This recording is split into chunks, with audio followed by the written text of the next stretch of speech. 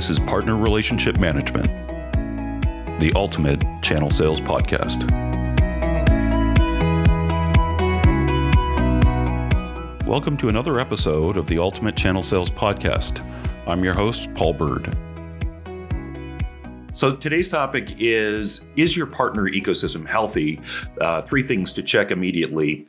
Today's guest has really been a visionary in the IT world for channel giants like Sun Microsystems, pre-Oracle, Fujitsu, BAE Systems, and for the last 20 years, CEO and founding partner of the Phoenix Consulting Group.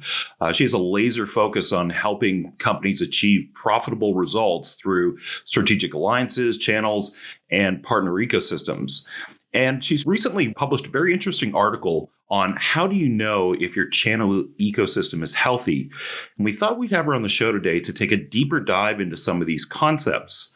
So she's with us today to talk about the three things you can immediately do to keep your partner ecosystem healthy. Welcome, Norma Watenpaugh. Welcome to the show, Norma. It is truly great to have you here.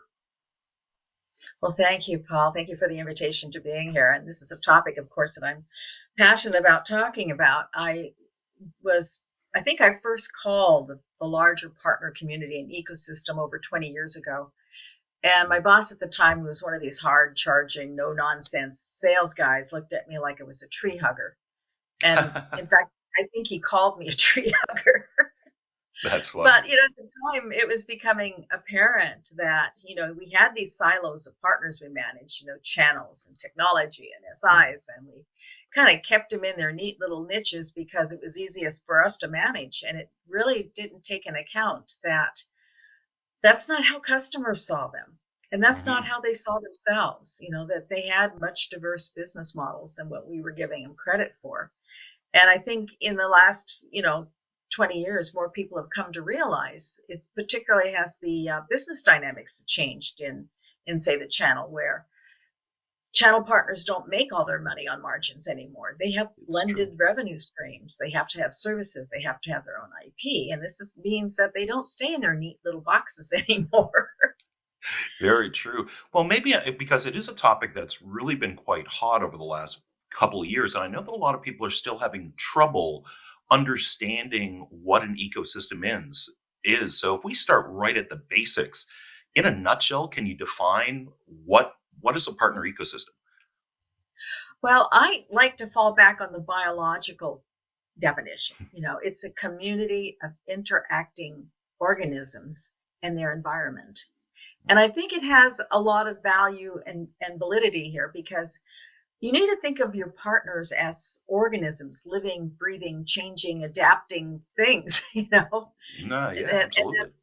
And that's one of the definitions of a living organism is that they are adaptive to change or they don't continue. And that has been very true of the VAR channel over the last 10 years. They've not kept up to date with the changes with SaaS and disruption and whatnot.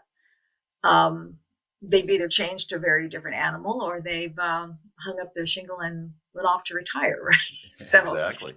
I think it's very important to think of partners as being very dynamic business entities and interacting. And I think that might be the very essential difference in how we talk about our partner communities is that I think traditionally we set up our channels and technology programs as kind of a hub and spoke model, in which you had a central company platform in the center doing all the orchestrations. There was a lot of one-to-one relationships, but we really didn't encourage or promote the interconnections within that community.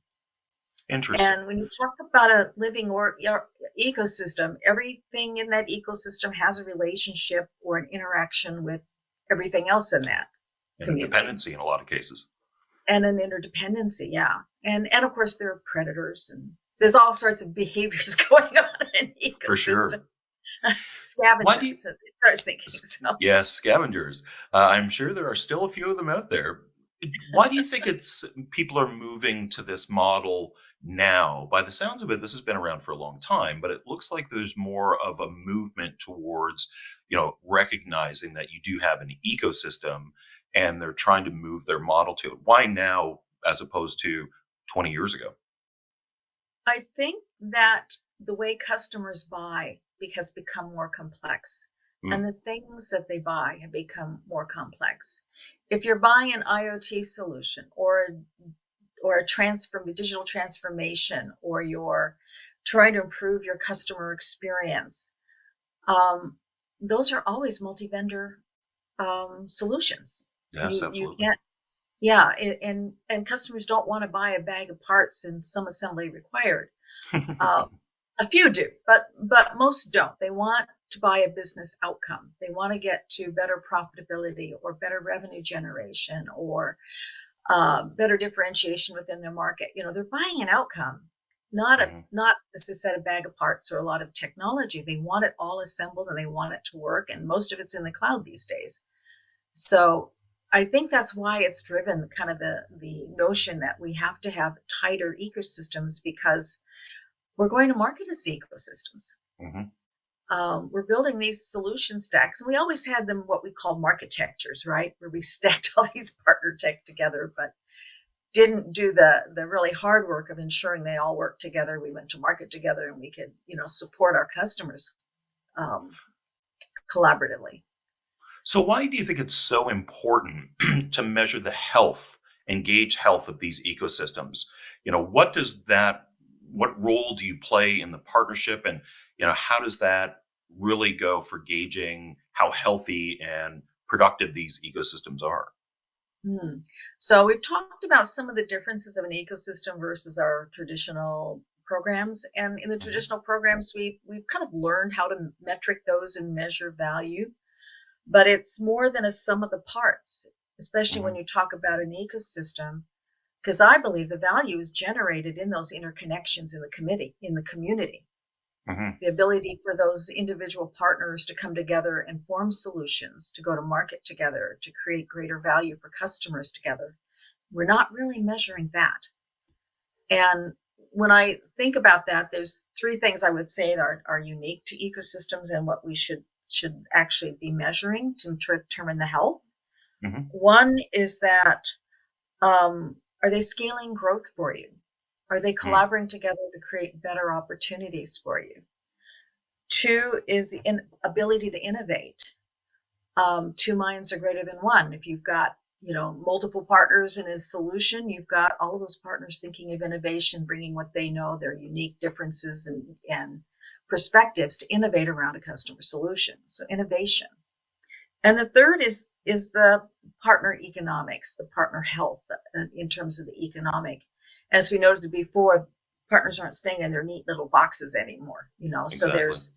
you need to look at what is their revenue model, and are Hmm. those revenue models fully activated within your ecosystem, and what are you doing to enable partners not just to make a reasonable margin, which is probably the least of their profit streams, but can they get that 5x multiplier on services? Can Hmm. they insert unique IP, whether it is productized services or connectors or accelerators or extensions to your product to create additional revenue streams for them? Hmm. Interesting. So those are three things: growth, innovation, and the economics. Yeah, financial health. I mean, it's critical, right? If your ecosystem, if your partners, if they are not making money around your solution, they're not going to build a practice around it, and they'll Yep, find no another matter how one much that they love that you. will. Yeah. Yep, When I was reading the article, in that you say traditional metrics used for measuring, I believe, one-to-one partnerships or even one-to-many, uh, those don't really suffice when you're looking at this kind of many-to-many dynamics. Can you expand on yeah, that a little bit? Why are the traditional metrics really not effective when we're looking at ecosystem partners if we're trying to focus yeah. on this, this growth Well, at scale, this innovation, and this financial health model? yes. Well, some are, right. You're still going to measure what the net revenue generation is of your ecosystem. For sure. But there are other things along the way that I think will help you understand if it's healthy and what to optimize. Hmm. One thing that I have found is that when you measure the impact of partner sales, of co-selling, when you've got one or more partners working together on an opportunity, companies that really put some rigor around tracking this are finding bigger deals, faster close rates, higher close rates.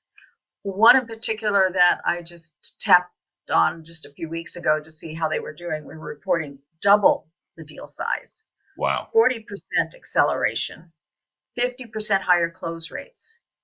Now, That's apply unreal. that to your pipeline. Your Yeah. your your CRO and board are going to be very happy with you. But then what happens if you can enable that level of collaboration among your partners in the ecosystem? Mhm. Not just on what you do, but you now have an ecosystem of collaborating partners that can come together and generate that kind of growth and scale and You know, speed. as I have talked to people in channel leadership positions, everyone wants to talk about channel conflict, right? There is a resistance to allowing collaborative relationships between partnerships.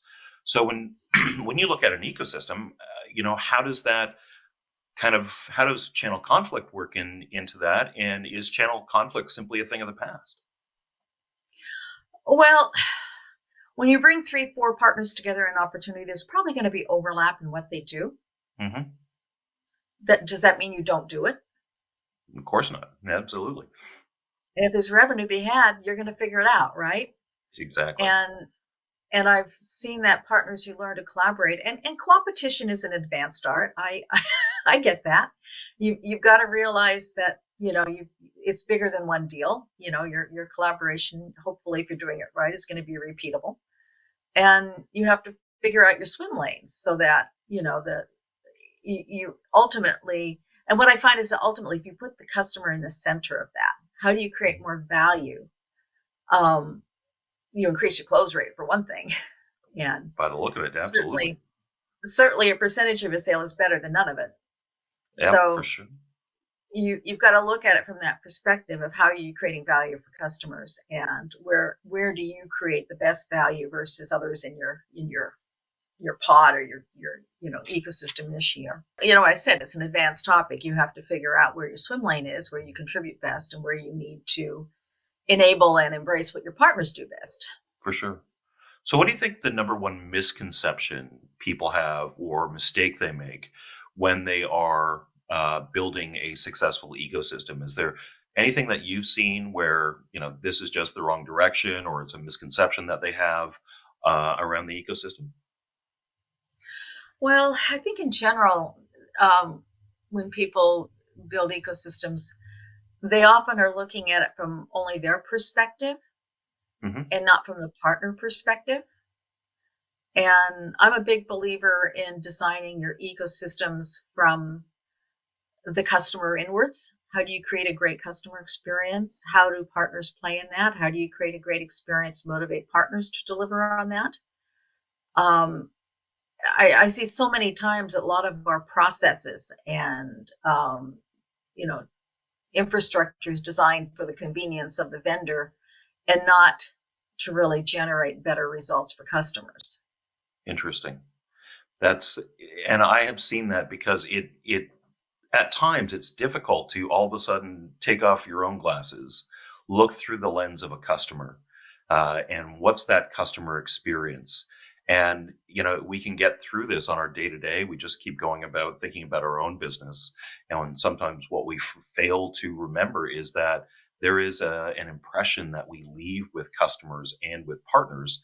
And we have to look at how they see us as well. So Absolutely. on this podcast, one of the things that we talk a lot about is channel strategy and the purpose. So, what role do you see does the ecosystem, or vice versa? How does that help the channel strategy evolve? And is there a new strategy required, which is purely an ecosystem strategy? Well, as most things in business is that you build on the past and sometimes have to rip and replace, but never wholesale.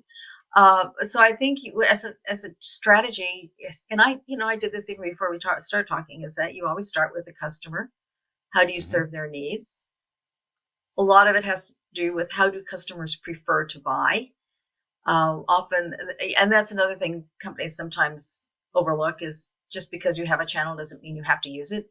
Sometimes the better way is a co-sell or you go back to how does a customer want to buy, and think of the strategy that way. Because consumption model was greatly driven by that. That was probably a great awakening. Is that customers prefer to buy on a subscription model. Okay, let's do that. That was it. It was always build it or buy it, and then it was build it, buy it, or rent it, which Hmm. is essentially what that consumption model is with a Yeah. subscription.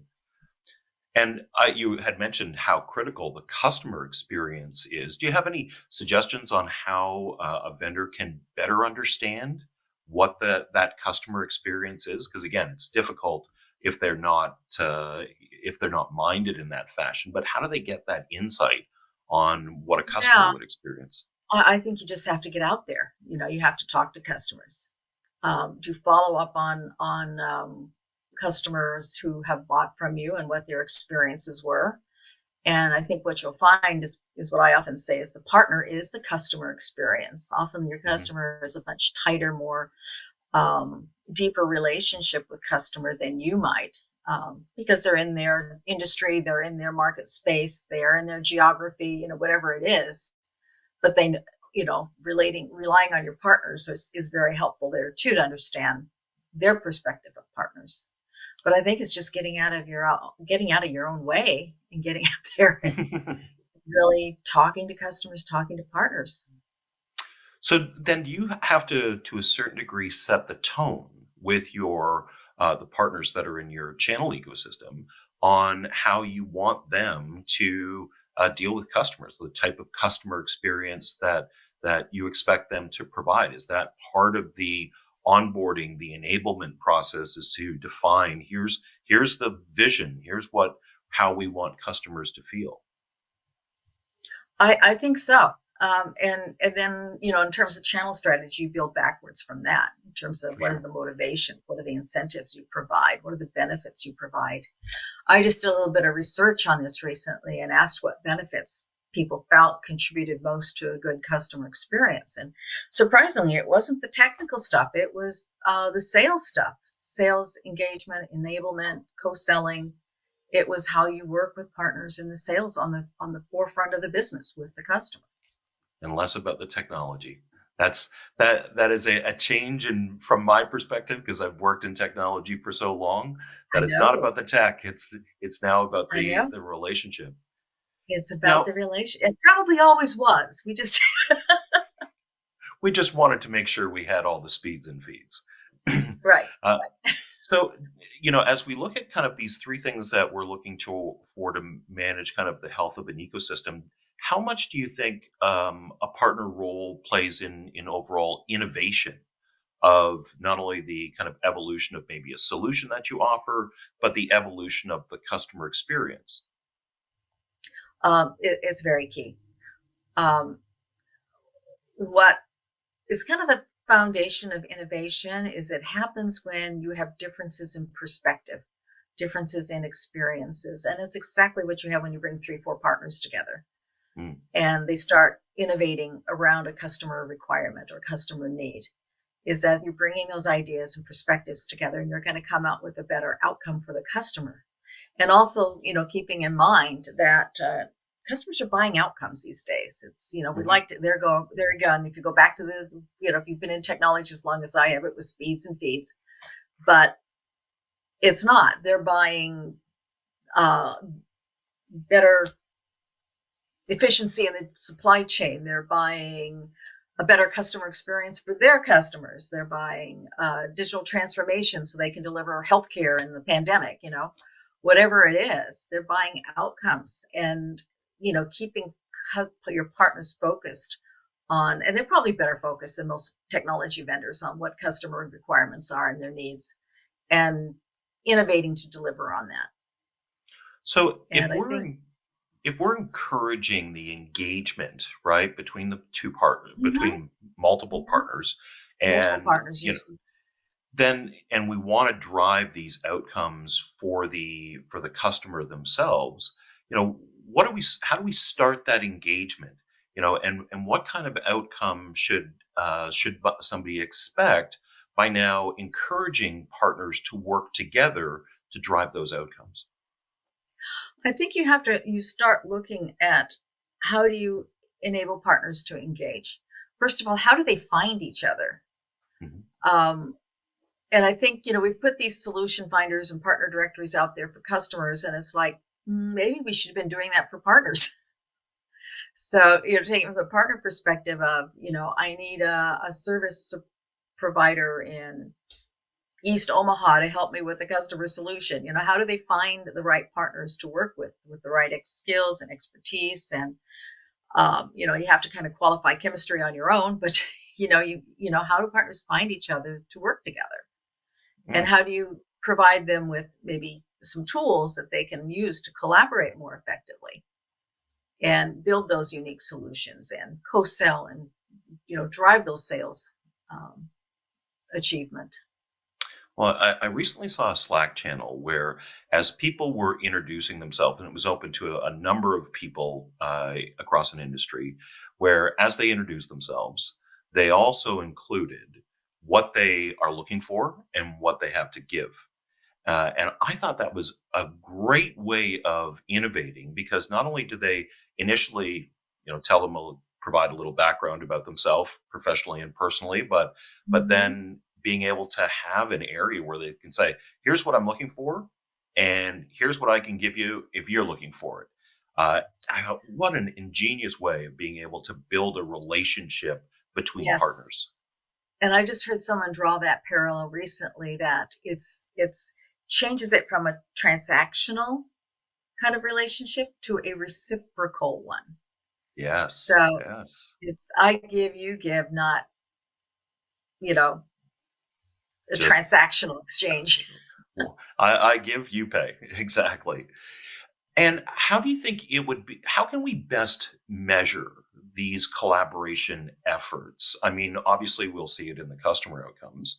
And if we're looking for the growth as far as scale, we'll see it there. But is there any other measurement that we can look at to kind of judge how healthy is the collaboration?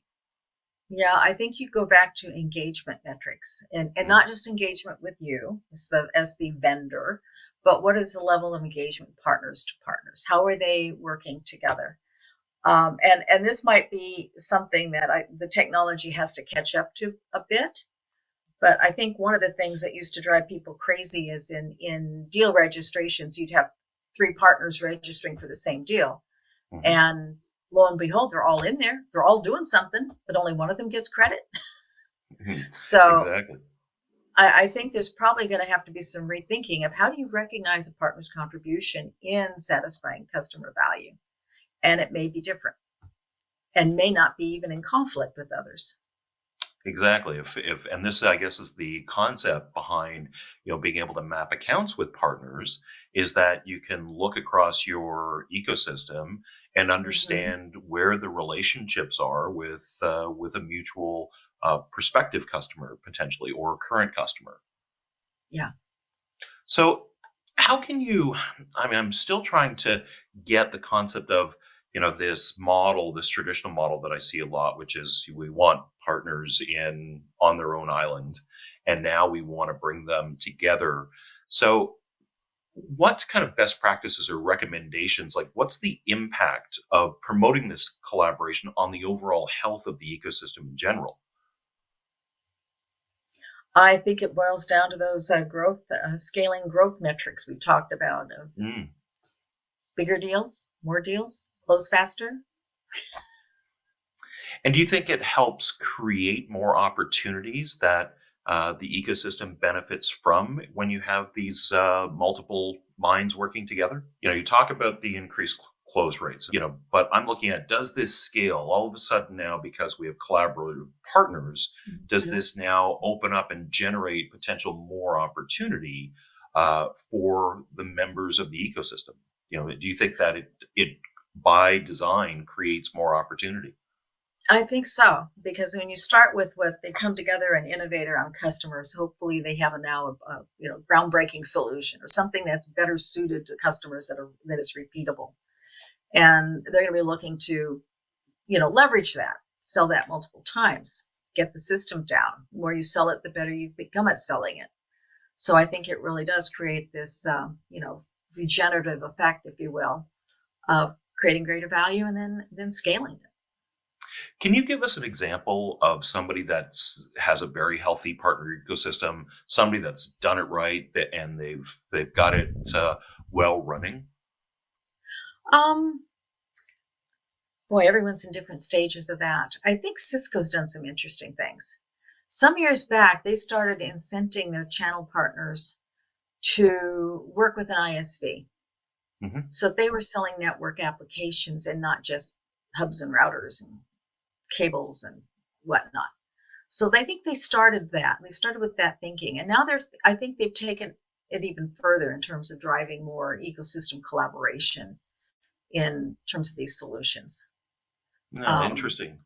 And that's something I'd like to delve a little bit more into myself, because I think they've been doing some interesting things around partner experience, which is also going to be a driver in customer retention and acquisition. Perfect. So if we get back to the kind of topics, the three things that you should really check right now to see if your ecosystem is healthy, what would those three items be that you would recommend people in order to take that temperature check on their ecosystem? I would say, one, are your partners engaging with each other? Two, are they innovating around customers? Once they engage, are they building unique solutions for customers? And three, look at the economics. Are they healthy economically? Are they making money in multiple revenue streams? And can you help them do better? For sure. So maybe you can share a little bit about Phoenix Consulting, where you are now. Tell us a little bit about what you do there and how you help companies build their ecosystem. Well, I've been doing this a long time. I've been consulting. In fact, this is a anniversary year for me. I've been doing this 20 years. Congratulations. Since the dot bomb, when I realized I was unemployed and not retired. So I started consulting. And I worked with a number of companies in helping to build their partner ecosystems. I worked with SAP and Partner Edge about 12 years back when they decided they wanted to put everything under one partner organization. Not a fully interacting ecosystem at the time, but beginning to understand that partners had multiple business models and that there was a lot of synergy by doing that. Also worked with most recently with, larger companies like Google, smaller companies that you've never heard of, and just getting their initial ecosystems off the ground, which is what I love. And then working with a lot with alliances, strategic alliances as well, which is a key part of the ecosystem. For sure. And particularly now that they're building joint offers now that isn't just direct co-sell, they're putting them through the channels. And if they follow your recommendations and the tips you've provided today on a healthy ecosystem, what kind of results do you think they can expect? I know it's difficult and it varies for everyone, but typically from what you've seen over the last 20 years, what kind of results do people expect when they've now moved from that hub spoke model now to a thriving partner ecosystem? Well, I think, kind of reiterating some of the points you've made, they're going to create a better customer experience and better customer value, which is going to drive sales in itself. And by that, through that collaboration, more innovation, new sources of revenue for partners and, for the platform company itself. So, and looking at the sales dynamics, being rigorous about how those partnered sales are really impacting how your pipeline. That is absolutely sage advice. Well, Norma, it has been an absolute pleasure to have you on the show today. If somebody wants to reach out to you, where can they find you? Well, they can find me on LinkedIn. They can find me on phoenixcg.com, my website. And we look very much forward to hearing from folks. Perfect. Well, thank you again very much. It really has been a pleasure talking to you today. Thank you so much. All right, guys, thank you for listening to the Ultimate Channel Sales Podcast. Please don't forget to join us next time. For more information, please visit channelsalespodcast.com. If you haven't already, please like and subscribe to our podcast. And if you enjoyed this episode today, please leave us a 5-star rating. From the Apple Podcast app, just select our show, scroll down to the rating and reviews section, and click Write Review. And don't forget to share with your friends or professional network anyone who'd enjoy it. See you next time on the Ultimate Channel Sales Podcast.